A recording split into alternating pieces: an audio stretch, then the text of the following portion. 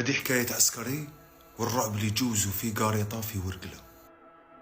هذا الإنسان يقول لك أنا جان مسعيدة، هيا كمل ستاج ديالو وميتاوه الورقلة، ميتاوه البلاصة بعيدة على ورقلة فيل ب25 كيلومتر. هذيك البلاصة معروفة بالحجر والرمل والجبال تاع الحجر كبار. كي طالع روحو لتماك وبدا واحد الليلة وهو عساس في القاريطة هذيك في الصحراء.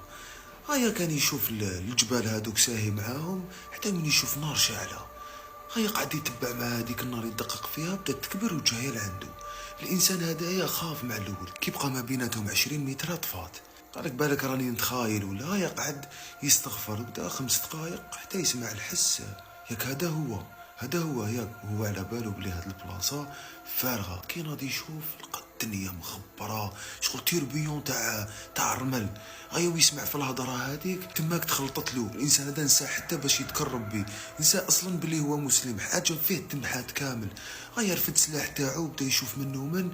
هيا كيما لقى والو قالك سيرمو حاجه تعجل. حكم السفاره باش يصفر، يعني باش يجوا لي غارد اللي عسو السفارة هذيك هو ينفس فيها وهي ما تصفرش والو. التماك زاد خاف الانسان هذايا، وانت وحدك في قريطة في ورقلة في الليل وصاري معك شي هذا كيفاه. الانسان هذا ما جات تهدى هذيك الحالة حتى بدا يسمع الخبيط في القرياش تاع القريطة.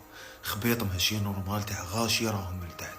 هيا ولا يطلع في السلاح ما عرفش واش يدير. السفارة هذيك ما حبتش تمشي حتى يجيوها 2 عسكر من تحت. يقولوا له احنا تاع البيكي يسميوهم، هادو ما تاع التدخل الطارئ اللي يخدموا في العسكر. هيا قال لهم شكون نتوما؟ قال لهم يا ودي احنا نخدموا معاك وسمعنا التصفار رانا جينا واش كاين. تماك دخلوا توسويس. قال لك انا السفاره ما حبتش تمشي. هادو ما واش سمعوا منين سمعوا كيفاش جاوا لعندي. الانسان هذايا كي شافهم هكذاك ارتاح. قال لك هم جاو 2 بالكومبا يخدموا معانا. كي قال لهم خلاص تقدروا تطلعوا هكذا لتماك ما فاقش لروحو حتى شاف الدوريه تاع العسكر جايه. كي لحقوا ليه قالوا له واش كاين؟ قال لهم يا ودي جاو 2 تاع البيكي هادوك. قالوا له ما كان حتى واحد راك غير تتخايل، حنا جينا فايتين طريق كيما شفناكش واقف في القاريطه. هيا جينا نشوفوا واش كاين. كي حكى لهم لتماك واحد من لي كولاك تاعو عسكري امنوا. قالوا ما راكش انت الاول ولا الاخر اللي شفت هذه الحاجه. قالوا هنا كاين بزاف عباد كانوا واقفين في بلاصتك. قالوا كاين اللي تخطفوا، يعني شغل ما قدروش يعرفوا الشيء هذاك اللي شافوه. هيا من بعد كي حكالو عرف باللي الجبل هذاك اللي كان يشوف فيه كان يجي له واحد السحار تما كيدير الطقوس ديالو.